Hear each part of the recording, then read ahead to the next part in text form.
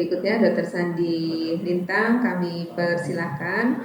Beliau akan membawakan mengenai topik risk factor in the development of stem cell and its metabolite as biological medicinal product.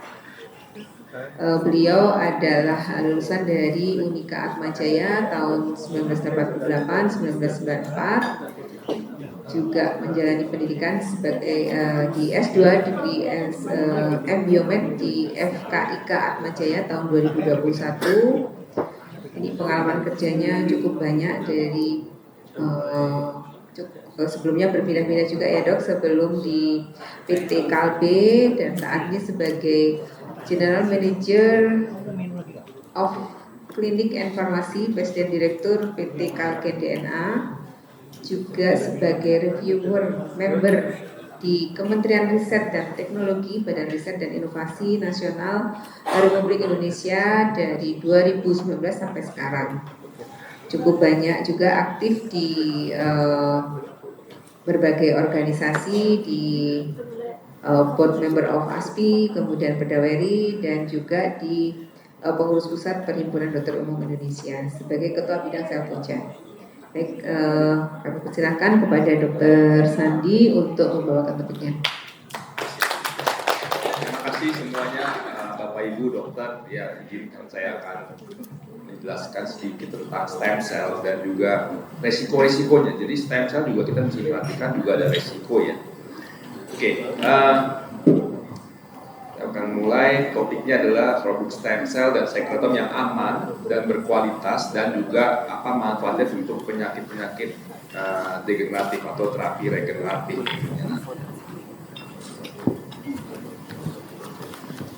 Ya, jadi sebelum kita mau bicara tentang stem cell, ini kebetulan dokter di Opjin, ini mainannya dokter Opjin sebenarnya ya. Karena stem cell tentunya kita akan kembali lagi ke ilmu embrio. Ya, waktu kita belajar ilmu kedokteran tentang embrio, gimana pertumbuhan embrio itu sangat, ya kalau saya buat tugas FK itu paling males belajar ilmu embrio, sangat susah ya organogenesisnya ya. Tapi kita lihat kalau dalam pertumbuhan embrio ini kan ketika sel sperma dan sel ovum bertemu itu akan terjadi pertumbuhan ya sebagai manusia. Ada dari molulanya, posisinya dan seterusnya. Nah, dalam proses pertumbuhan inilah kita bisa melihat kekuatan daripada stem cell.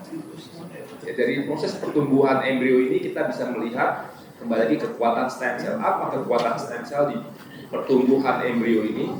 Ketika terjadinya blastosis ya, kita ambil itu sel itu menjadi stem cell embrionik. Itu kekuatannya adalah totipotent. Apa totipotent? Karena kekuatan daripada stem cell ini dia bisa membentuk tali pusat, plasenta secara utuh dan juga organogenesis dari tubuh manusia secara utuh, totipotent.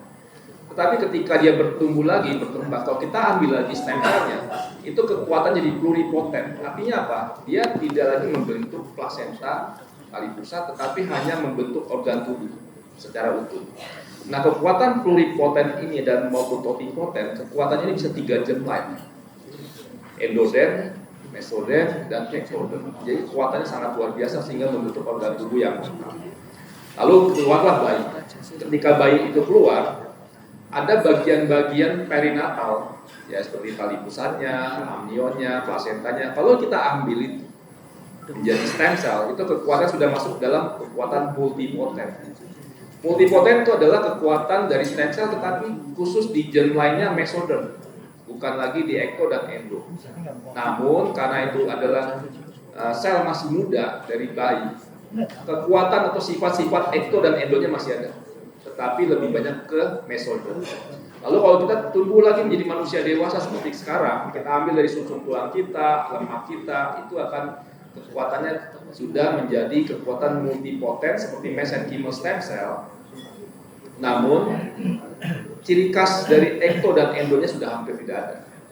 Jadi kalau kita diambil stem cell-nya dari sum-sum tulang dan ini lemak, itu kekuatannya sudah murni mesoderm saja. Jadi makanya itu mesenchymal stem cell. Nah, kekuatan stem cell ini akan menjadi poin kita untuk belajar stem cell lebih dalam berdasarkan sumber tadi. Ya. Kita lihat berikutnya. Nah, Dengan bertumbuhnya kita sebagai manusia, tentunya kita tidak lepas dari penuaan, aging. Nah, stem cell yang tadi ada di dalam tubuh kita, ya, dia akan mengalami aging juga, pasti. Nah, aging yang terjadi apa ya? Karena telomer memendek, adanya genomic instability dan sebagainya. Bahkan stem cell pun menua. Nah, faktor-faktor inilah yang kenapa membuat kita masuk ke dalam penyakit degeneratif.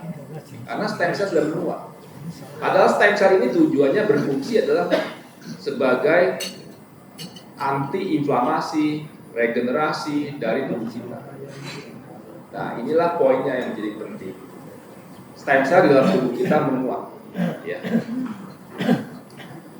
Saya melakukan penelitian S2. Saya belajar tentang bagaimana sih kalau stem cell itu saya tuakan. Nah, stem cell yang dituakan ini bentuk ukurannya akan berbeda. Kalau stem cell yang masih muda, ukurannya kecil. Tetapi kalau kita doubling time ya, sampai ke level yang disebut teori Hayflick. Teori Hayflick itu adalah teori di mana suatu sel kalau kita kembangbiakan sampai ke level 20 kali lipat pertumbuhannya ya. Jadi pemecahan belakannya sel, kan sel 1 jadi 2, 2 jadi 4 dan seterusnya sampai ke 20 kali. Itu sel mengalami penuaan, disebut Hayflick teori. Nah, ketika terjadinya Hayflick teori, kita akan lihat di sini morfologi selnya sudah berubah. Ini di dalam laboratorium ya, in vitro. Tapi itu juga terjadi pada tubuh kita. Karena dengan bertambahnya usia, sel terus membelah dan satu titik kita masuk ke dalam Hayflick. Makanya sel kulit kita udah nggak lagi seperti dulu waktu kita bayi, ya, jadi keriput dan sebagainya karena selnya meluap. Ya. Nah, ini teori Hayflick ini kita lihat di sini adalah waktu saya melakukan penelitian kita ambil dari stem cell yang paling muda yaitu umbilical cord mesenchymal stem cell. Ya, umbilical cord mesenchymal stem cell ini dilakukan penelitian kita bikin doubling time sampai satu titik cycle arrest berhenti membelah. Nah, itu adalah stem cell yang sudah tua. Demikian juga saya coba kalau stem cell itu bukan dituakan di doubling time seperti itu, jadi nggak seperti manusia alami ini kita naik, tapi kita coba sekarang stem cellnya saya bikin tua dengan oxidative stress, dengan H2O2. Apa yang terjadi? Stem cellnya juga menua, sama seperti Hayflick, tetapi penyebabnya bukan lagi pembelahan, tetapi karena adanya faktor oxidative stress. Artinya apa? Artinya kalau kita terpapar dengan ROS yang cukup sering, ya dengan polusi udara, gitu ya. Saya kemarin dari Jakarta datang ke Surabaya, saya lihat dari pesawat ini kok kabut semua Jakarta, serem banget sih polusi, ya kan. Lalu dengan paparan UV, ya kan, apalagi global warming, atau pikiran kita yang stres dengan kondisi, ya karena dengan adanya gadget ini bikin stres ya. Karena sewaktu-waktu bisa ditelepon sama bos, sama atasan, Sabtu Minggu misalkan, anak tim kalbe saya kadang-kadang Sabtu Minggu saya teleponin gitu ya, itu kan bikin stres ya. Itu juga jadi penuaan. Jadi penuaan sel ini sekarang ini dipercepat, bukan hanya penuaan alami, tetapi juga penuaan karena oksidatif stres. Nah, apa akibatnya terjadinya penuaan-penuaan ini? Sel yang menua, apa yang terjadi kalau sel itu menua, apa yang membuat itu berbahaya? Kita lihat. Ketika sel itu menua, baik stem sel kita maupun sel somatik kita, dia akan mengeluarkan suatu faktor-faktor yang disebut sekretom juga, tetapi sekretom yang merangsang penuaan, yang disebut Senescence Associated Secretory Phenotype atau SASP. Ini nggak keluar dari dalam kuis, jadi nggak usah dihafalin. Nah, SASP ini membuat sel-sel tubuh kita yang lain yang sebenarnya masih muda itu akan diracuni sama sekresi sel-sel tua ini, sehingga penuaan akan lebih cepat lagi terjadi. Nah, ini prinsipnya nanti kita akan lihat regeneratifnya, terapi regeneratif. Nah, masalahnya ketika sel ini tua, terus dia mengeluarkan SASP-nya, dia akan menular ke sel yang lain, dan sel itu yang lain itu menjadi tua, dan dia keluarkan lagi SASP, menularkan lagi ke sel-sel lain, akhirnya jadi kontak, contagious, ya, menular. Sel yang tua itu mengeluarkan, ini masalahnya, sel tua itu menyebabkan keluarnya inflamasi yang disebut inflammatory. Nah, ini kan teori penuaan kan inflammatory yang terkenal, atau inflamasi kronik. Kadang-kadang kita nggak sadar, tapi tubuh kita mengalami inflamasi kronik. Contoh inflamasi kronik, kalau ditanya, gimana sih tes labnya, laboratoriumnya kalau disebut inflamasi kronik? Mungkin adanya CRP atau HSCRP. Tapi ada juga pertanyaan-pertanyaan yang gampang. Saya punya ada 20 pertanyaan kalau diisi level inflamasi kita di mana sih? Salah satu contoh pertanyaan ini, bangun pagi, ada nggak rasa kaku di tangan kita? Atau ada nggak rasa pegel di badan kita? Yang pasti waktu SMP nggak ada ya. Mau lari kayak apapun waktu SMP, olahraga, main voli, basket, main bola sampai malam, tidur, besok seger lagi. Tapi sekarang ada nggak? Nah kalau ada, itu udah satu inflamasi yang disebut inflamasi kronik. Ya, kita terusin lagi. Nah tadi kita bilang sel punca itu masalahnya makin menurun jumlahnya maupun kualitasnya. Waktu kita anak-anak, waktu kita bayi, jumlah sel punca kita banyak. Kenapa? Karena sel punca ini dibutuhkan untuk regenerasi. Anak waktu kecil, atau kita waktu kecil ya jatuh, dalam hitungan sehari udah sembuh kan lukanya, nggak ada bekas lah. Coba sekarang kalau jatuh, ya jangan-jangan sebulan 2 bulan masih infeksi dan repot urusannya. Makanya hati-hati dengan orang tua kalau jatuh kan. Kadang-kadang jatuh patah tulang malah. Kalau anak kecil jatuh nggak pernah patah tulang. Nah dengan waktunya berjalan waktu, sel punca ini menurun karena penuaan alami, tapi karena lingkungan, karena penggunaan yang berlebihan. Contohnya apa? COVID-19. Tapi stem cell ini bekerja untuk sebagai antiinflamasi. Ketika si pasien waktu COVID-19 itu terjadi serangan severe ataupun critical, badai sitokin, itu stem cell akan bekerja sehabis-habisnya untuk menahan inflamasi. Makanya mereka yang lolos daripada severe ataupun critical terjadi long COVID. Nah long COVID ini penyakit ringan semakin meningkat. Sekarang penyakit ringan tinggi banget ya. Usia 30 udah kena gagal juga. Belum lagi tambah makanan-makanan yang nggak sehat. Di sini ada yang lolos dari COVID dengan severe atau critical, yaitu second life kali ya, kehidupan kedua ya, karena berbahaya sekali waktu COVID. Nah, pertanyaannya sekarang, kalau begitu stem cell di dalam tubuh kita ada di mana sih? Ada letaknya di mana? Apakah sumsum tulang? Enggak juga. Artinya apa? Stem cell di dalam tubuh kita itu ada di seluruh dinding pembuluh darah kita. Di bagian luar yang disebut sel pericyte. Jadi kalau Bapak Ibu dokter nanti kalau di rumah atau sekarang pun boleh di Google sel pericyte. Itu sel baru yang ditemukan di tahun 2010. Itu adalah stem cell, tapi dia sifatnya tidak aktif. Dia akan aktif bila mana ada inflamasi, bila mana ada trauma, dia akan keluar. Nah, makanya tadi kalau ada COVID-19 masuk, badai sitokin salah satu contoh ya. Stem cell di dalam tubuh si pasien ini akan keluar semua aktif untuk menahan gempuran inflamasi yang luar biasa sebagai badai sitokin. Makanya kenapa teori ya ataupun kenyataan orang kena COVID kalau ada komorbid ya kan, diabetes itu mematikan, benar? Atau COVID orang itu ada apa ya, body mass index-nya tinggi, gemuk, ya kan, lemak, fat livernya apa, bukan fatty liver ya, apa lemak visceralnya tinggi, mematikan. Ya kan, kalau hati-hati, kalau komorbid hati-hati kena COVID. Kenapa? Karena pasien-pasien dengan komorbid, dengan diabetes dan sebagainya, inflamasi udah tinggi sebelum kena COVID, udah tinggi inflamasinya. Stem cell udah bergerak habis ngerjakan. Jadi ketika udah masuk badai sitokin, stem cell udah gak kuat lagi untuk nahan, sehingga berbahaya. Nah, artinya apa? Jadi Tuhan sudah memberikan tubuh kita adalah drugstore yang luar biasa, yaitu stem cell. Masalahnya kita seringkali tidak memelihara toko obat ini di dalam tubuh kita. Contoh nggak memelihara, menjadi perokok, menjadi apa ya, stres yang tinggi ataupun polusi udara, makanan yang nggak sehat dan sebagainya. Stem cell akan bergerak semua untuk membantu penyembuhan. Jadi habis toko obatnya. Mestinya dimulai kapan? Sejak usia 25. Telat semua udah. Sekarang udah lewat semua ya 25. Ada yang di sini di bawah 30 tahun umurnya. Oh, ada yang di bawah 30 tahun mulai saat inilah memelihara drugstore-nya, jangan sampai kebuang cuma-cuma ya. Nah, sekarang kita belajar tentang stem cell apa sih? Terus sekretom itu apa sih? Exosome itu apa? Stem cell itu adalah sel di dalam tubuh kita ya, ataupun kalau diberikan dari luar, itu bentuknya sel, ada sel hidupnya.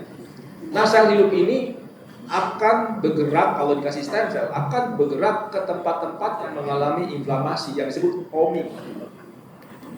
Ya kan? Jadi stem cell ini akan aktif bergerak, akan menuju ke tempat-tempat yang mengalami inflamasi. Lalu ketika dia sampai tempat inflamasi, contoh misalnya, orang kena stroke, dikasih stem cell. Dia nggak akan masuk ke otak, terus dia berubah sel stem cell ini menjadi sel otak. Enggak. Apa yang dilakukan oleh stem cell? Ketika sampai di tempat yang mengalami inflamasi ini, stem cell akan mengeluarkan sekretom. Nah, sekretom inilah yang membuat, men-trigger regenerasi sel-sel yang mengalami kerusakan ini mengalami perbaikan. Jadi sekretom itu adalah hasil produksi daripada stem cell untuk penyembuhan. Nah, kalau gitu eksosom itu apa? Eksosom itu adalah bagian daripada sekretom. Jadi di dalam sekretom ada dua bagian penting. Soluble factors sama satu lagi non soluble factors. Jadi satu soluble factors, yang kedua non soluble factors. Soluble factors itu salah satu contohnya adalah growth factors, interleukin, chemokine, itu soluble factors. Nah, yang non soluble factorsnya itu apa? Extracellular vesicle. Nah, extracellular vesicle di dalamnya apa? Adalah eksosom. Di dalam eksosom itu apa? MicroRNA. Jadi di dalam eksosom itu tidak ada growth factors. Jadi kalau ada produk yang dipasarkan dari Korea, di Taiwan, dari mana Jepang masuk ke Indonesia, kita dibodohi. Kenapa? Karena dibilang eksosom, tapi di isinya adalah growth factors. Artinya itu sebenarnya bukan eksosom. Ya. Nah, di dalam eksosom ini dengan mikroRNA itu adalah namanya disebut komunikasi sel. Jadi sel itu berkomunikasi dengan bahasa mikroRNA. Jadi mikroRNA-nya banyak sekali, ada ratusan mikroRNA untuk bahasa komunikasi. Kalau sama seperti kita sebagai orang Indonesia, bahasa komunikasi dengan huruf A sampai Z, huruf abjad. Nah, itu komunikasi kita. Sekarang kita berkomunikasi. Dengan komunikasi ini, Bapak Ibu dokter memahami. Tapi kalau hanya komunikasinya tanpa udara, kita nggak akan bisa dengar. Nah, udara itu ada apa? Yang soluble factors-nya. Jadi antara udara dan suara saya itu kalau digabung adalah sekretom. Kurang lebih seperti itu bahasa awamnya. Nah, ini kembali lagi tadi sel punca, sekretom dan eksosom. Ini salah satu nih sel jantung nih. Jadi kalau kita bikin sel jadi sel berdenyut, ini jadi jantung bisa juga stem cell ya. Nah, sumber-sumbernya tadi sudah disampaikan, dari sumber embrionik, ada perinatal dan adult stem cell. Tapi ada satu lagi sumber yang menarik, yaitu induced pluripotent stem cell. Apa sih induced pluripotent stem cell? Jadi di sini ada yang usia 80 tahun, ada yang 90 tahun. Kalau diambil kulitnya, kan kulit tua ya, itu kita bisa reverse engineering menjadi stem cell yang muda. Dan kekuatannya sama seperti embrio sel dari kulit sel yang sudah tua.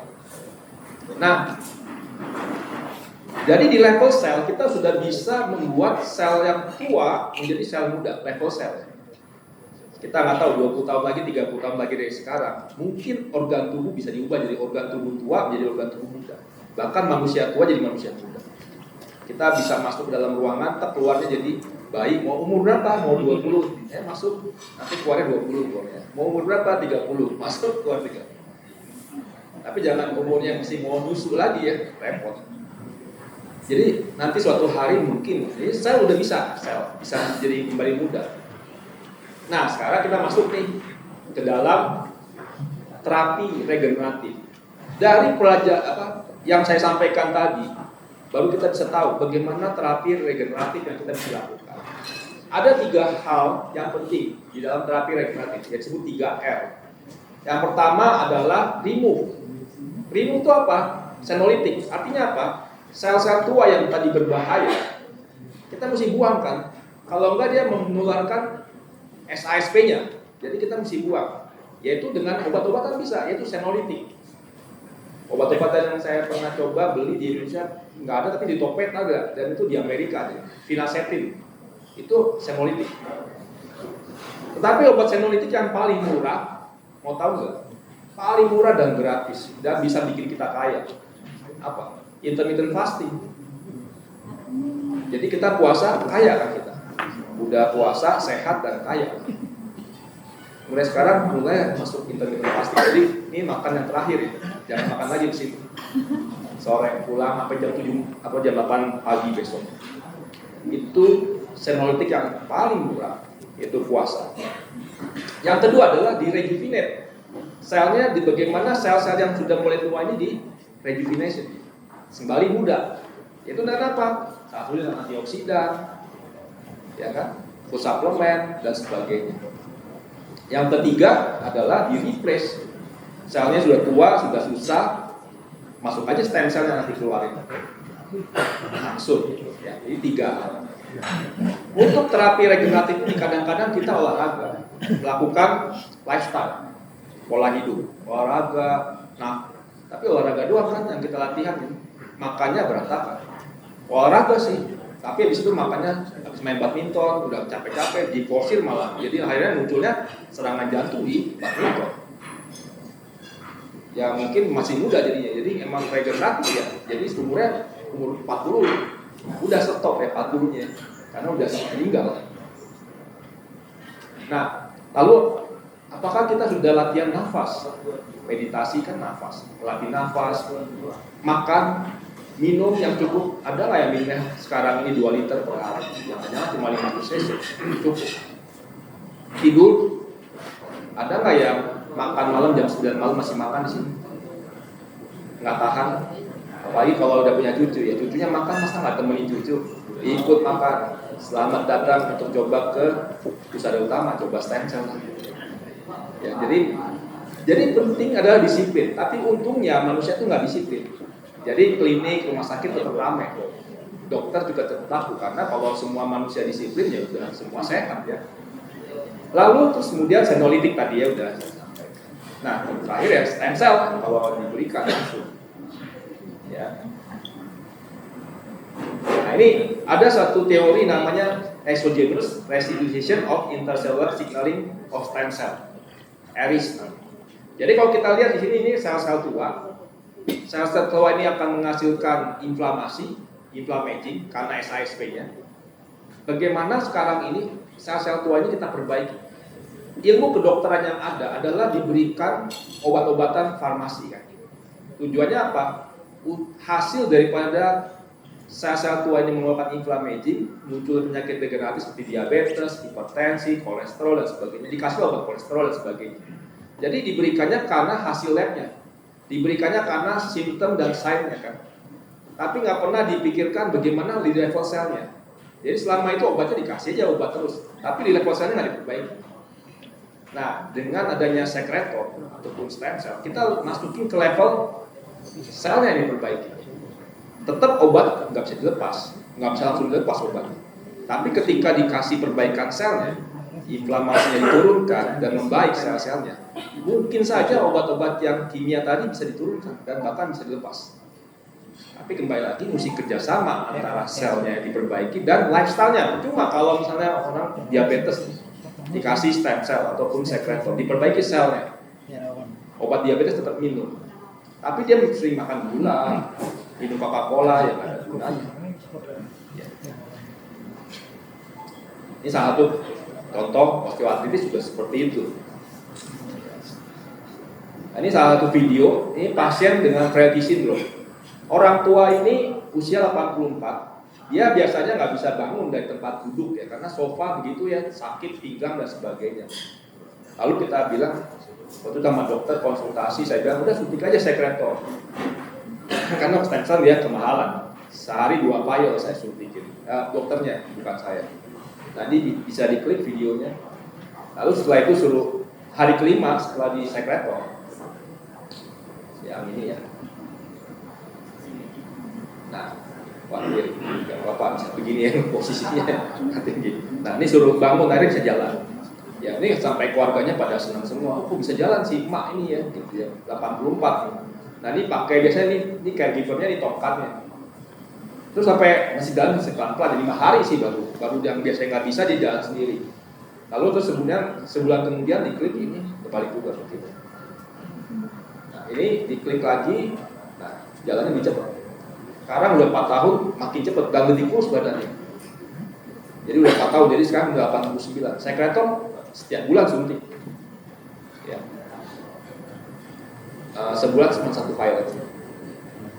Senang, saya juga lihatnya senang. Ibu-ibunya jadi quality of life-nya ya. Nah ini untuk rambut botakan. Jadi siapa yang mau coba rambut, ini rambut dari spesialis kulit. Yang nyuntik siapa? Spesialis penyakit dalam. Jadi dia bingung siapa yang nyuntikin saya. Ya udah temannya spesialis penyakit dalam yang nyuntikin. Ini 3 bulan udah bagus ya. Nggak pakai wig nih, bukan wig. Ini bener rambutnya. Ini luka kemarin. Lukanya parah ya. Ini 20 April, ini jadi ini satu dokter sharing tentang mamanya kena 81 tahun kena luka seperti ini, dekubitus. Jadi diberikan 2 file disuntik di tepi, 1 file di lukanya, 1 file lagi dioleskan di dalam lukanya, menyembuh. Jadi dia kasih share videonya dan sampai dia nggak kasih foto yang terakhir yang udah rapat semuanya. Jadi untuk luka juga bagus. Nah sekarang keamanannya tadi. Ada 3 hal poin penting untuk keamanan ya. Pasti kalau kita pentingkan suatu obat itu adalah keamanan dulu ya sebelum efektivitasnya. Ada 3 hal. 1, tempat produksinya, pastilah. Nggak usah hanya obat, jamu pun juga harus tahu tempat produksinya. Kalau kita minum jamu mau nggak dikasih jamu, kan jamu bagus ya. Tapi mau nggak dikasih jamu, tapi nggak ada izin Badan POM. Ujung-ujungnya kena gagal ginjal. Kenapa? Ada bahan kimia obatnya, PKO-nya, berbahaya. Jadi tempat produksinya, lalu juga dokternya, ya sesuai dong target dengan dokternya. Nanti kalau nggak dokternya yang tepat, repot. Ya. Dalam konteks ini juga cara pemberiannya. Cara pemberiannya tadi disampaikan pakai syringe pump. Ada beberapa sosmed muncul kan, pemberian dibolus pakai spuit langsung plug masukin. Nanti kita lihat bahayanya. Lalu kemudian kondisi pasiennya. Nah, gampangnya kita kalau untuk cara produksinya adalah cara pembuatan obat baik. Ada yang sertifikatnya seperti ini. Jadi tanya aja kalau ada stem cell atau sekretom yang mau ditawarkan, minta aja ini. Ada nggak kamu punya sertifikat? Kalau nggak punya ya udah, saya takut sama stem cell atau sekretom kamu. Bahaya berarti. Ya. Obat palsu apalagi banyak sekarang. Stem cell pun banyak ya yang di abal-abal keluarin semua. Apalagi ini ya, ada yang jadi agentnya gini, multi level kan ini multi level ya. Stem cell apa? Jangan langsung ya kalau ada agentnya. Ikut suplemen gitu ya. Stem cell rusak, putian bagus gitu ya. Beli 7 botol langsung. Ya semoga di sini nggak ada yang agentnya ya. Kalau ada agentnya mohon maaf ya. Gitu. Yang pasti ini bukan stem cell gitu ya. Nah ini stem cell dari domba. Ada nggak yang pernah suntik stem cell domba? Sakit apa Pak? Bu, pankreas, diabetes. Oke, nanti saya ambil pankreas daripada domba, saya suntik. Kadang-kadang ke Jerman. Ini di Jerman sendiri ini sudah di-ban stem cell dari hewan-hewan seperti ini, ban. Ya, karena apa? Berbahaya. Ini pemerintah Jermannya sekarang Indonesia sudah terus sana suntikin stem cell dombanya gitu kan. Ya, jadi udahlah jangan pakai stem cell hewan. Tadi nanti seperti tadi dokter ini bilang nanti tumbuh telinga kucing. Kalau ketawa suaranya kambing kan repot ya. Nah ini pembuatan sekretom. Pembuatan sekretom hipoksia seperti ini, ya saya nggak akan dalam. Cuman menariknya di sini gambar ini. Ini stem cell, keluarin sekretomnya, ya. Nah sekretom ini merangsang untuk retikularnya eksosom ataupun extracellular vesicle. Semuanya berasal daripada stem cell, ya kan? Jadi kalau untuk membuat sekretom yang spesifik, stem cell-nya mesti dimodifikasi, mesti dimanipulasi. Contohnya tadi di hipoksia dimanipulasi. Jadi nggak ada kata sekretom itu, oh ini untuk osteoartritis, ini sekretomnya khusus ini yang osteoartritis. Oh karena ini TGF-beta-nya tinggi. Oh untuk COVID-19, interleukin 10-nya saya kasih sekretom khusus interleukin 10. Itu bohong. Kenapa? Karena kalau untuk membuat itu semuanya jenis itu stem cell-nya mesti dimanipulasi, repot dan mahal sekali, jadi nggak mungkin. Itu cuma bahasa marketing aja membohongi. Saya cuma bisa bilang, sekretomnya Untuk apa Pak? Jantung ini saya buat sekretom khusus jantung. Padahal isinya sekretomnya sama semua, cuma bahasanya jadi beda-bedain supaya kita tertipu. Resiko keamanan. Dalam membuat stem cell itu dalam suatu ruangan yang sangat steril. Jadi ruangan karena sangat sterilnya kita harus yakin bahwa tidak ada antibiotik di dalam untuk membuat stem cell supaya tidak ada kontaminasi. Tidak perlu pakai antibiotik karena ruangannya sangat steril. Jadi kalau stem cell itu digunakan dengan menggunakan antibiotik berbahaya. Berarti ruangannya nggak steril, kan gitu. Dan tidak menggunakan anti jamur di dalam ruangan itu karena pasti nggak ada jamur. Dan juga tidak menggunakan Venoret. Pernah lihat sekretom yang warnanya merah-merah begitu, protein cell yang dijual banyak, dokternya sekarang juga banyak yang nyuntikin. Saya bingung, ini dokter hewan tapi dokter juga nyuntikin juga pakai sekretom warna merah-merah begitu. Ini salah satu contoh dari Jepang nih, harga stem cell 600 juta, coba lihat di Instagram, ada kan topnya Jepang. Kalau dibaca bahasa Jepangnya ini perisat babi. Coba aja cek deh, di foto pakai Google Translate foto. Ini warna merah semua kan. Ini adalah Venoret. Venoret itu bahan toksik yang bisa tertumpuk atau terakumulasi dalam tubuh kita dan akan beracun, akan merusak organ-organ tubuh kita. Kalau dipakai rutin, dikasih terus ya. Nah kalau terjadi itu kanker berbahaya. Atau sekretomnya dikasih rekombinan growth factors, bisa menyebabkan kanker. Ya. Atau stem cellnya dari pluripotent, itu Bali banyak tuh mempromosikan stem cell sifatnya kekuatan pluripotent, hebat, tapi kanker taruhannya. Kalau menggunakan antibiotik atau Venoret bisa menimbulkan reaksi alergi, reaksi penolakan, atau bisa juga infeksi karena ruangannya nggak baik, gitu ya. Emboli. Nah ini tadi kalau dibolus langsung nih masuk nih stem cell. Stem cell itu ukurannya kurang lebih 14 sampai 15 mm, kalau darah sel darah 10. Nah stem cell itu suka sekali dia nempel antar sel. Jadi kalau dibolus langsung masukin seret, bisa resiko emboli, bahaya. Kerusakan organ tadi Venoret, infus jangan pakai botol infus. Kalau pakai botol infus nanti stem cell nempel semua di botol infus. Pasiennya kasih 100 juta sel, masuk ke tubuh pasien 10 juta, 90 jutanya buat siapa? Buat dokternya keramas. Repot. Ya. Jadi stem cell itu harus menggunakan ini cold chain yang benar, ya, dengan beku kalau sekretomnya, ya. Nah ini sebagai kata penutup. Kan bingung ya kalau bilang mana yang baik dan sebagainya. Yang bagaimana sih cara membuat yang baik? Gampang, dua aja. Pertama, namanya stem cell dan sekretom adalah suatu produk biru. Jadi harus memiliki standar industri farmasi. Jadi carilah kalau ini industri farmasi, industri obat, sudah pasti stem cell dan sekretomnya sesuai karena itu obat kan. Yang kedua setelah itu dicari yang ada GMP nggak, sertifikasi dari Badan POM sebagai cara membuat obat. Kalau udah ada duanya, terserah lah, nggak usah pikirin gimana cara membuatnya, dari mana sumbernya, itu pasti udah bener. Ya. Demikian akhir daripada presentasi saya. Terima kasih atas waktu dan kesempatan. Terima kasih aplaus untuk Dr. Sandi. Kami persilakan MC untuk Baiklah, berarti kalau saya kembali acara lagi, quiznya. itu artinya akan ada satu pertanyaan dari narasumber kita yang kedua, yaitu Dr. Sandi. Untuk itu Dr. Sandi, kamu silakan bisa menyiapkan satu pertanyaan yang paling sulit dok ya mungkin. Oh enggak, Dr. bisa boleh sih? Boleh, silakan. Ya, pertanyaan yang paling sulit. Tadi terapi regeneratif ya, sebutkan 3 macam terapi regeneratif. Oke, belum selesai sudah ada yang tunjuk tangan di belakang. Saya bisa langsung ke sana karena tidak ada dokter lain yang menunjukkan tangannya. Baik, selamat siang dokter. Dengan siapa dan jawabannya Pak?